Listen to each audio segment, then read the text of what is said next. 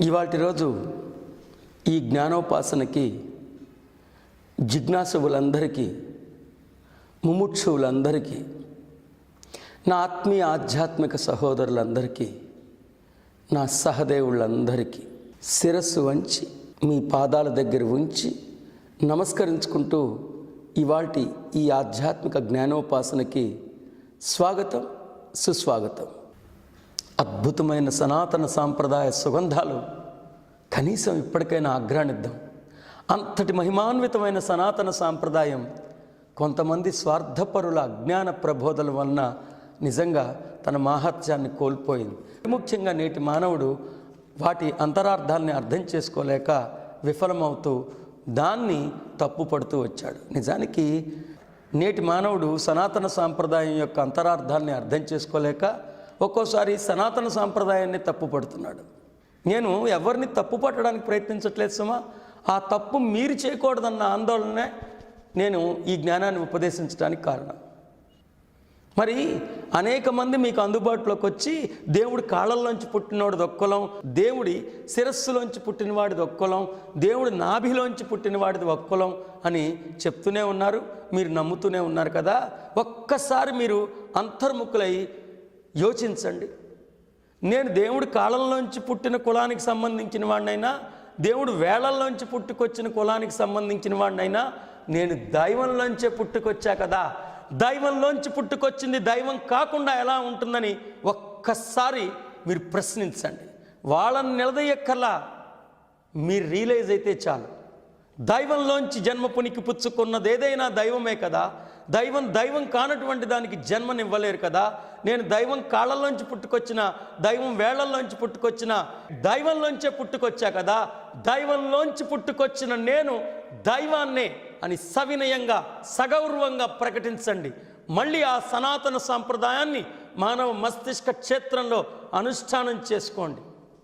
మీ గురించి మీకు ఇంకా తెలియని సత్యం, ఎప్పటికైనా తెలుసుకుని తీరాల్సిన సత్యం,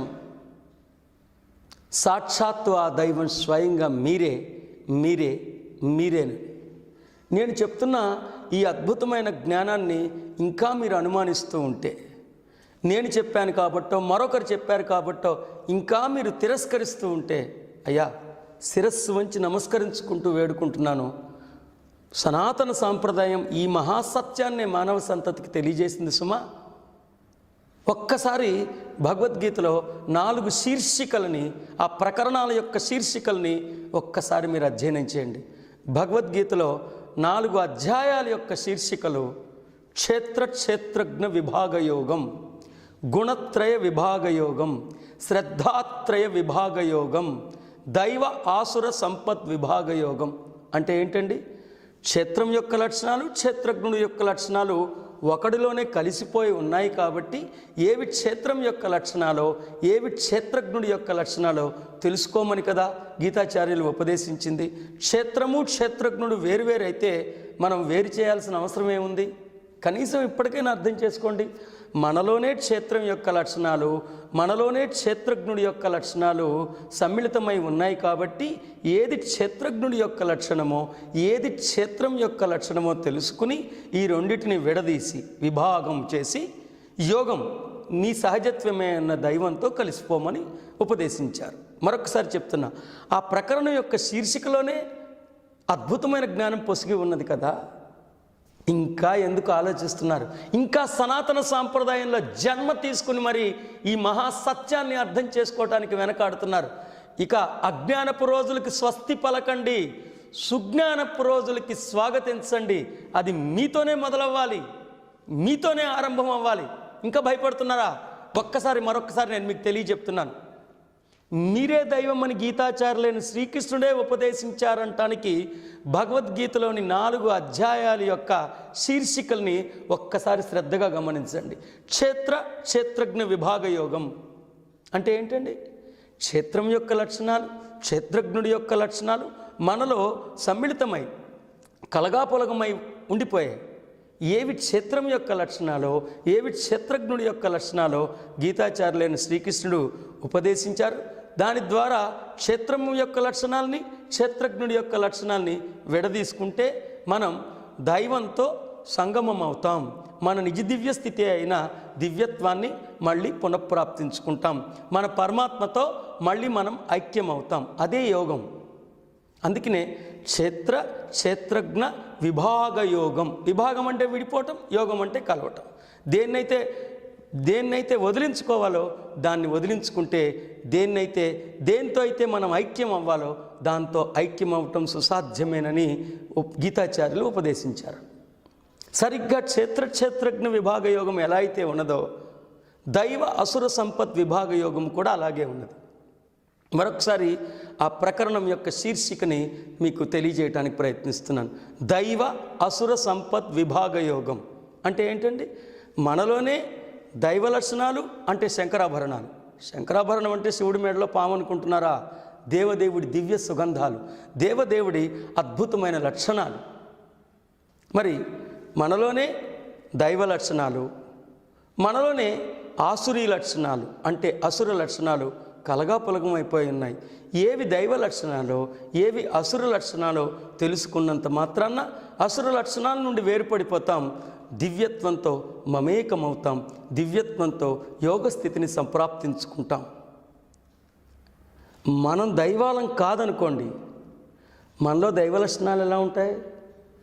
మనమే దైవాలం కాబట్టి మనలో దివ్య లక్షణాలు సహజాతంగానే అంతర్గర్భితంగానే అలరారుతున్నాయి.